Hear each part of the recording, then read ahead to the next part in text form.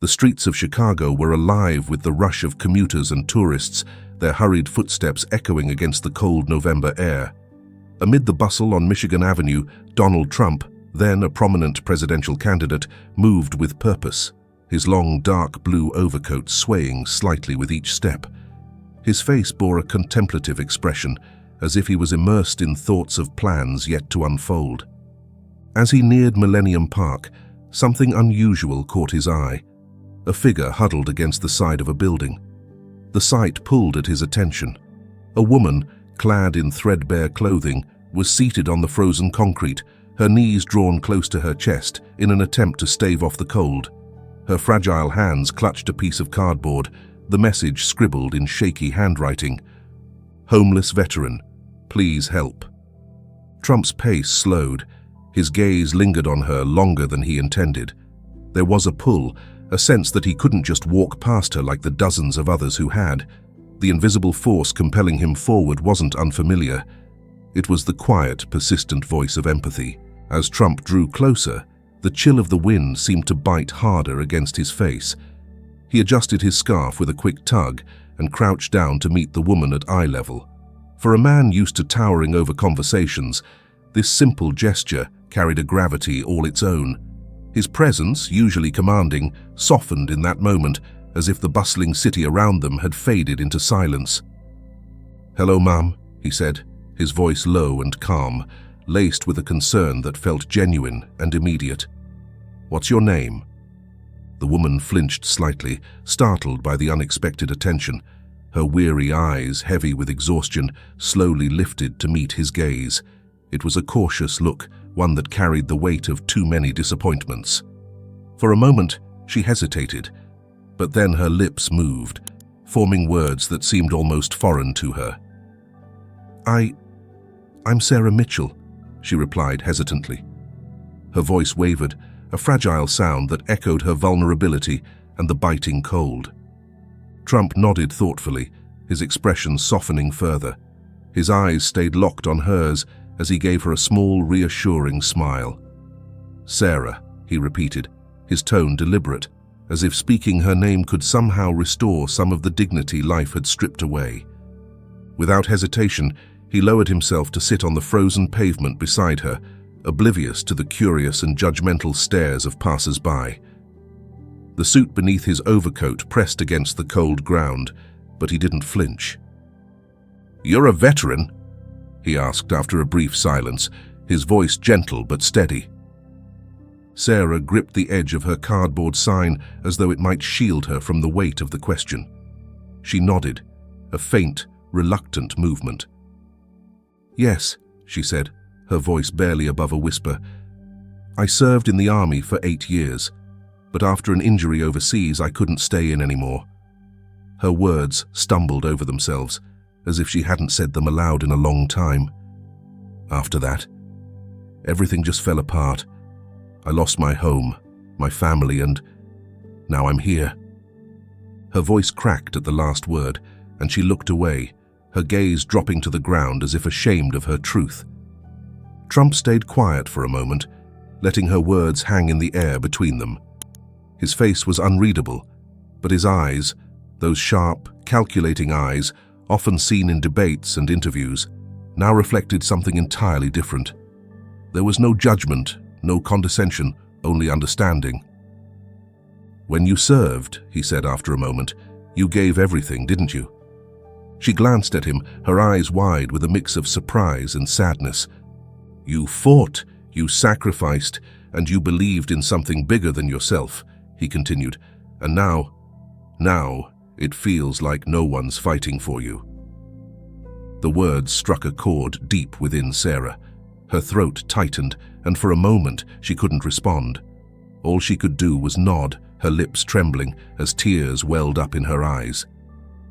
"I'm so tired," she finally whispered.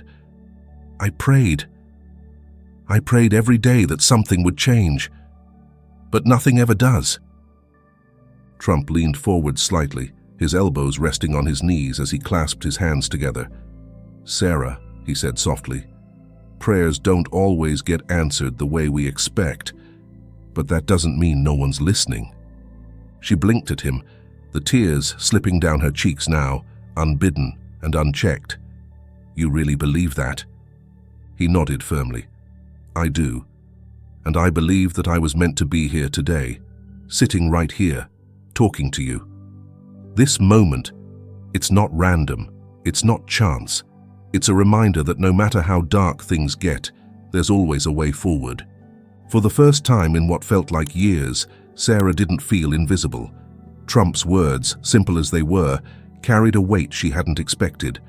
She looked at him, this man she'd only ever seen on television, and saw not a politician or a billionaire, but someone who, in this moment, seemed to truly care. "What now?" she asked quietly, her voice tinged with both hope and uncertainty. Trump's expression shifted to one of quiet determination. "Now," he said, "we figure out how to get you back on your feet, one step at a time." He reached out and gently patted her shoulder before pulling his phone from his pocket, already dialing. But as he made his call, he didn't stand up or move away. He stayed there, sitting beside her on the freezing pavement, as if to remind her that she wasn't alone anymore. Sarah's gaze dropped to her lap, her words barely audible now. "I used to pray every day. I'd ask God to help me, to give me strength. But now—" She hesitated, a tear slipping down her cheek. "Now, I think maybe he's forgotten about me." Trump's heart clenched at her words. He placed a firm yet comforting hand on her shoulder, his voice steady and resolute. "No, Sarah, God never forgets anyone. Not you, not me, not any of us." His words hung in the air for a moment, as if to let their weight settle. He continued, his tone soft but unwavering. "I believe he brought me here today, right to this spot. Maybe this is his way of answering your prayers." Sarah blinked, stunned by his response. For the first time in what felt like years, a tiny glimmer of hope flickered in her chest. She looked at him, her lips trembling as she fought back tears. You really think so?" she asked, her voice laced with vulnerability. Trump nodded firmly. "I know so." Reaching into his pocket, Trump pulled out his phone. He typed quickly, his fingers almost defiant against the cold air. "Sarah," he said, "we're going to change this situation right now. You're not going to spend another night out here." Before she could respond, he was already on a call. His voice, commanding but kind, cut through the chaos around them. "Margaret, I need a hotel room secured immediately. Something warm, safe, comfortable, and call a doctor to meet us there. This is urgent." As he ended the call, he turned back to Sarah. "Help is on the way, but first, let's get you something warm to eat." He flagged down a nearby food vendor and returned moments later with a steaming cup of hot chocolate and a warm pretzel. He handed them to Sarah, watching as her frozen hands wrapped around the cup, savoring its heat. "I don't understand," she said after taking a sip. Her voice was faint but filled with disbelief. "Why would you do this for me? You don't even know me." Trump looked her straight in the eyes, his expression sincere. "Because someone should have done it a long time ago. You served this country, Sarah. You deserve better than this." Her tears flowed freely now, but they weren't just tears of sorrow. They carried with them the beginning of healing, the smallest ember of renewed faith. Trump pulled out his phone, the glow of the screen illuminating his face in the fading light of the afternoon. His fingers moved quickly across the screen as he dialed a number. When his assistant, Margaret, picked up, his voice was calm but firm. "Margaret, I need a hotel room right now, something safe and comfortable. Also, contact a doctor to meet us there. This is urgent." As he hung up, Trump turned back to Sarah, who was still clutching her cardboard sign, her hands trembling from the cold. He crouched down beside her once again and looked her in the eyes. "Sarah," he said, his tone filled with reassurance, "trust me. Today is the day things change for you." Sarah looked at him with disbelief, her lips parting as if she wanted to say something but couldn't find the words. While they waited for the car to arrive, Trump glanced around and spotted a food cart nearby. Rising to his feet, he approached the vendor and returned moments later with a bowl of steaming soup and a thick slice of bread. "Here," he said, handing the food to Sarah. "Eat this. It'll warm you up." Sarah hesitated for a moment before taking the bowl with both hands, her fingers barely able to grip it. As she took her first bite, a tear slid down her cheek. She wasn't just hungry for food, she was starved for kindness. Trump sat beside her on the cold pavement, completely unbothered by the stares of passers-by. "Tell me about your time in the army," he said gently. Sarah hesitated, but then began to speak, her voice soft at first. She told him about the years she spent serving, the missions that had pushed her to her limits, and the comrades she had lost along the way. She spoke of the injury that had ended her career and the spiral that had followed, how her sense of purpose had slipped away, leaving her feeling abandoned and invisible. Trump listened intently, nodding occasionally, but never interrupting. His expression was solemn, his usual bravado replaced with an unmistakable empathy. Not long after, the sound of tires crunching on the pavement broke through the hum of the city. A sleek black SUV pulled up to the curb, its headlights cutting through the growing dusk. Trump stood and extended a hand to Sarah. "Come on," he said softly. "Let's get you out of the cold." She hesitated for a moment, her eyes darting from him to the car and back again. "Why are you doing this for me?" she asked, her voice barely above a whisper. "Because I can," he replied simply, his gaze steady. "And because you deserve better." Helping her to her feet, Trump guided her to the car. The driver opened the door, and Sarah climbed in cautiously, her hands still clutching the soup bowl as if it were a lifeline. When they arrived at the hotel, the warmth of the lobby was a stark contrast to the biting cold outside. Sarah hesitated for a moment as the door swung open, almost as if she couldn't believe this was meant for her. The hotel staff, having been briefed by Trump's assistant Margaret, approached her with kind smiles and gentle words. "Welcome, Ms. Mitchell," one of them said, extending a hand to guide her. "Let's get you settled in." Sarah glanced at Trump, unsure, but he gave her a small nod of encouragement. "It's okay," he said, his tone soft but firm. "This is for you. You're safe now." The staff led her to an elevator and up to a cozy room on a quiet floor. Inside, the space was warm and inviting, with soft lighting, a freshly made bed, clean clothes folded neatly on the dresser, and a steaming plate of food waiting on the table. Sarah stepped inside slowly, her eyes darting around as if she were afraid the illusion might break. Trump stood in the doorway, watching her take it all in. "Take your time," he said gently. "You've been through enough. Tonight, you don't have to worry about anything." As Sarah began to settle in, Trump stepped out onto the small balcony adjoining the room. The cold air hit him like a slap, but he welcomed it. The sharpness seemed to clear his mind as he gazed out over the city. Below, Chicago hummed with life, cars moving through the streets, faint voices carried on the wind, the glow of buildings blending into the horizon. Above him, the stars shone faintly, competing with the brilliance of the city lights. Leaning on the railing, Trump closed his eyes, letting the stillness of the moment wash over him. "Dear God," he murmured, his voice almost swallowed by the wind. "I don't know why you put me here today, but I believe it wasn't by chance. Please guide me to do what's right. Show me how to truly help her." He stayed like that for a while, letting his thoughts drift. This wasn't just about Sarah, he realized. It was about something bigger. A reminder that in a world so often divided and chaotic, small acts of kindness could be profound. A soft knock on the door broke his reverie. Trump straightened, brushing off his coat as he moved to answer it. The doctor he had called earlier stood there, carrying a small black bag. "Good evening, Mr. Trump," the doctor greeted him with a professional nod. "I'm here to see Ms. Mitchell." Trump stepped aside, gesturing toward the room. "She's in there," he said, his voice quieter than usual. She's been through a lot. Just make sure she's okay." The doctor entered, his demeanor calm and reassuring as he approached Sarah, who was seated on the edge of the bed. Trump lingered by the door for a moment, watching as the doctor introduced himself and began his examination. Satisfied that she was in good hands, Trump stepped back into the hallway.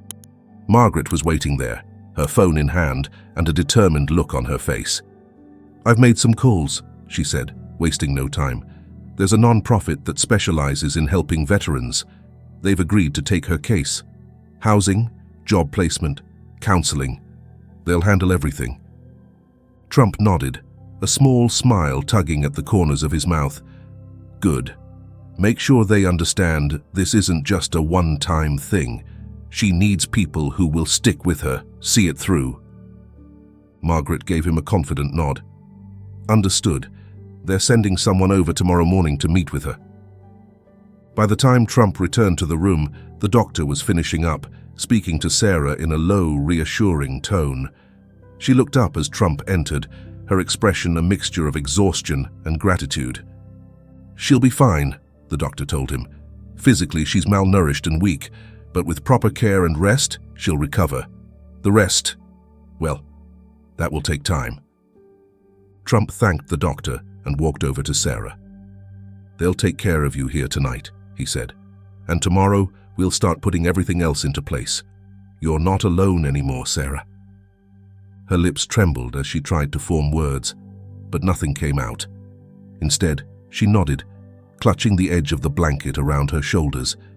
For the first time in a long time, she felt something close to hope. And as Trump left the room to let her rest, he couldn't shake the feeling that this was only the beginning of a much larger journey, not just for Sarah, but for himself as well. The next morning, sunlight filtered softly through the hotel room's curtains, casting a warm glow over the space. Sarah sat on the edge of the bed, her fingers brushing lightly over the clean sheets, still trying to grasp that this wasn't a dream. She hadn't woken up on the cold pavement, hadn't been forced to brace herself against another day of hopelessness. A gentle knock at the door broke her thoughts. A moment later, a woman entered, her smile as warm as the morning light. She was from the non-profit organization Arms of Hope, and her presence radiated kindness. "Good morning, Sarah," the woman said, pulling a chair close to the bed and sitting down. Her tone was cheerful but steady, the kind that immediately put people at ease. "I'm Rebecca. I'm here to talk about how we're going to help you get back on your feet." Sarah looked at her cautiously, unsure of how to respond. She still wasn't used to this kind of attention, this kind of care. Rebecca continued, her voice calm and reassuring. "We'll start with housing, something safe and stable, where you can rebuild without worrying about where you'll sleep at night. After that, we'll work on job training, counseling, and anything else you might need.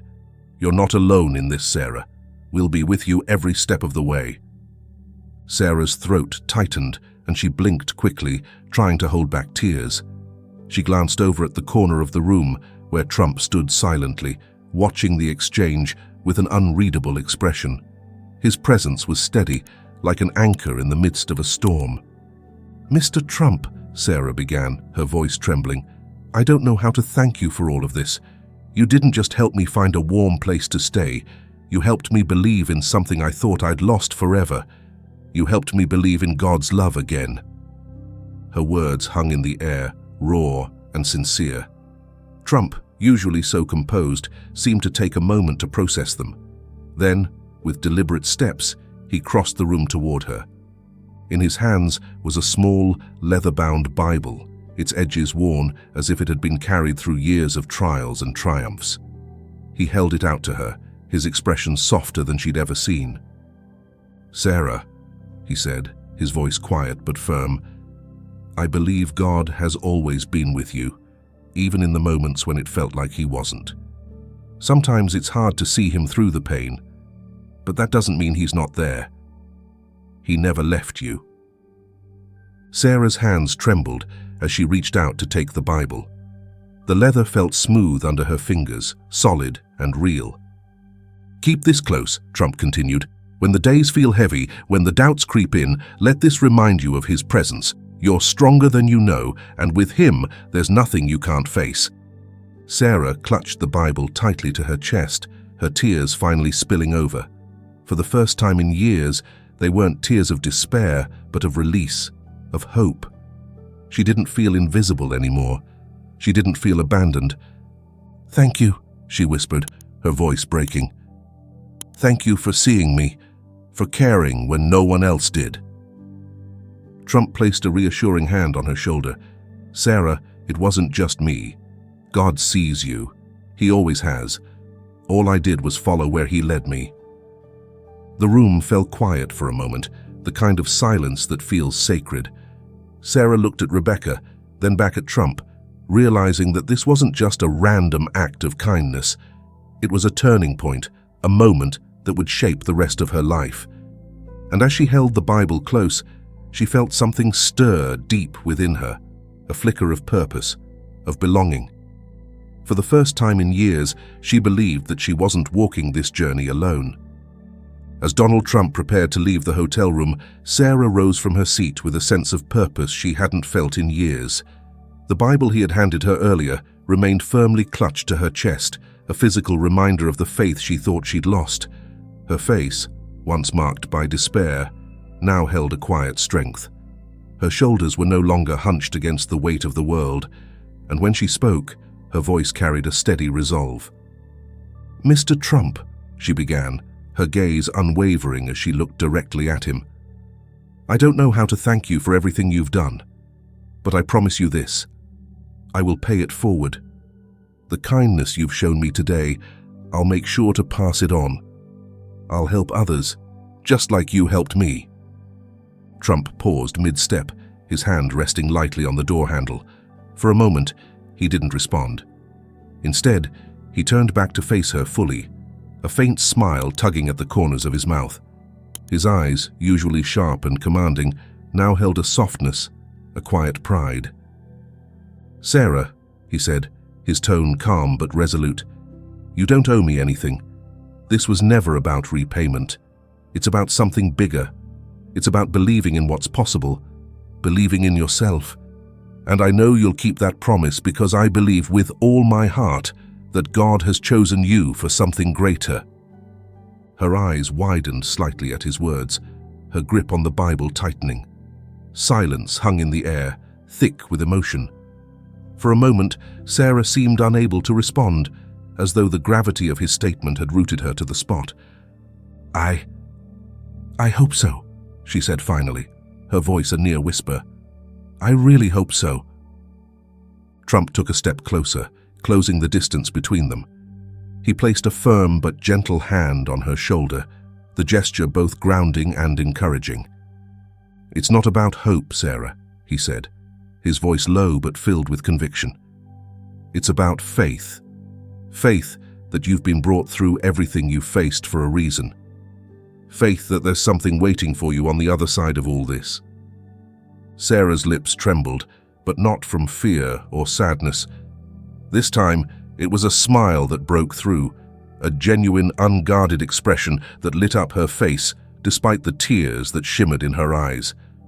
"You've been through so much," Trump continued, his hand still resting on her shoulder, "and yet here you are, standing tall.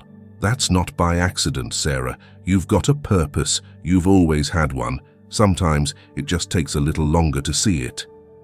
Sarah nodded slowly, her mind racing to process his words. For so long she had felt like a shadow, unseen and forgotten. But now, in this moment, she felt seen, not just by this man standing before her, but by something far greater.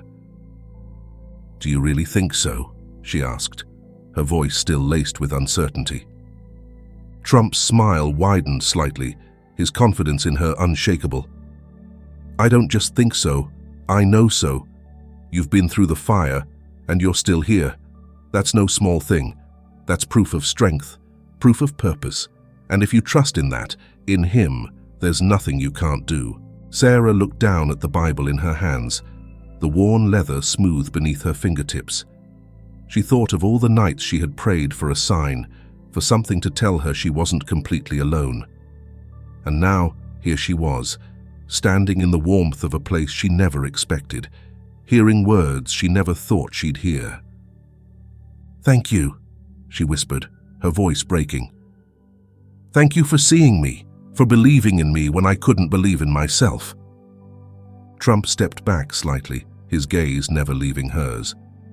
"You don't need to thank me," he said. "Just promise me one thing. Don't let this moment pass. Use it. Grow from it. And when the time comes, be that light for someone else."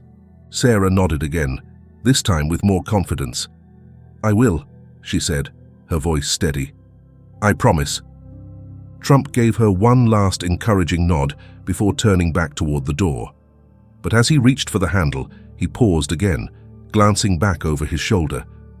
"You're going to do great things, Sarah," he said, his tone quiet but firm. "I have no doubt about that."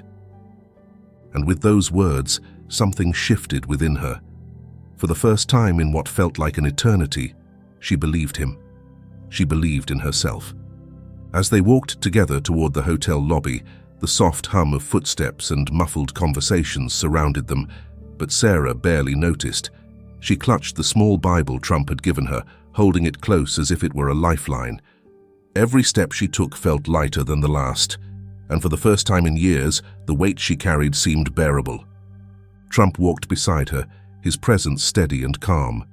He spoke in a tone that was both practical and reassuring, laying out the steps that had already been set in motion. "The non-profit organization I mentioned," he began, glancing at her to ensure she was listening. "They'll handle your housing, help you find work, and make sure you have the resources you need to rebuild. This isn't just a temporary fix, Sarah. They're committed to seeing you through." Sarah nodded slowly, taking it all in. The sheer scope of what was being done for her was overwhelming, but she couldn't help the flicker of hope growing in her chest. "But it's more than just a plan," Trump continued, his voice softening. "I want you to understand that you're not walking this road alone. From now on, you'll have people who care about you, people who are ready to help." As they reached the front desk, Trump stopped and turned to her, his expression sincere. "Whenever you feel overwhelmed," he said, his tone filled with quiet conviction, "just remember this moment. You've already made it through the hardest part. The rest? The rest is about taking it one step at a time." Sarah met his gaze, her grip tightening slightly on the Bible. She wanted to say something, but her throat tightened with emotion. Instead, she nodded, her eyes glistening with unshed tears. The hotel staff, having been briefed by Trump's assistant Margaret, approached with warm smiles and genuine respect. They handled her paperwork with care, speaking to her as if she were a guest of honor rather than someone who had been sleeping on the streets just the night before. "Ms. Mitchell," one of the staff members said kindly, "if there's anything you need during your stay, please don't hesitate to let us know." Sarah glanced at Trump, who gave her an encouraging nod. "You're in good hands," he said simply. As the staff finalized the details, the doctor who had visited earlier in the day returned for a quick follow-up. He greeted Sarah with a friendly smile and asked a few questions about how she was feeling. "You're looking better already," he said after a brief check. "A little rest, proper nutrition, and you'll be on the right track in no time." Sarah offered a small, grateful smile. The kindness she was receiving, from strangers no less, felt almost surreal. Not long after, the black SUV that had brought her to the hotel pulled up outside, its engine purring softly in the crisp morning air. Trump gestured toward the door, but before stepping outside, he turned to Sarah one last time. "Take each day as it comes," he said, his voice firm yet gentle. "Don't try to fix everything at once. Just focus on what's in front of you, and remember this: you're stronger than you think." Sarah swallowed hard, her chest tightening with a mix of gratitude and determination. "Thank you," she whispered, the words barely audible but filled with sincerity. Trump gave her a small smile, one that carried both pride and encouragement. "You've got this, Sarah," he said. "I believe in you." And with that, he stepped aside, giving her room to move forward, both physically and metaphorically. For Sarah, it was more than a goodbye. It was the beginning of something new, something she hadn't dared to dream of in years.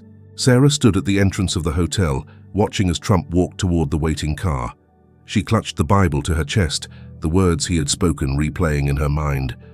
It wasn't just the material help he had offered, it was the belief, the faith he had in her that had shifted something deep within her.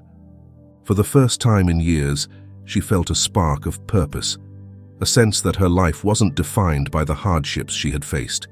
It was defined by what she chose to do next. As the car door closed behind Trump and it rolled away into the streets of Chicago, Sarah whispered to herself, "I won't let this chance go to waste."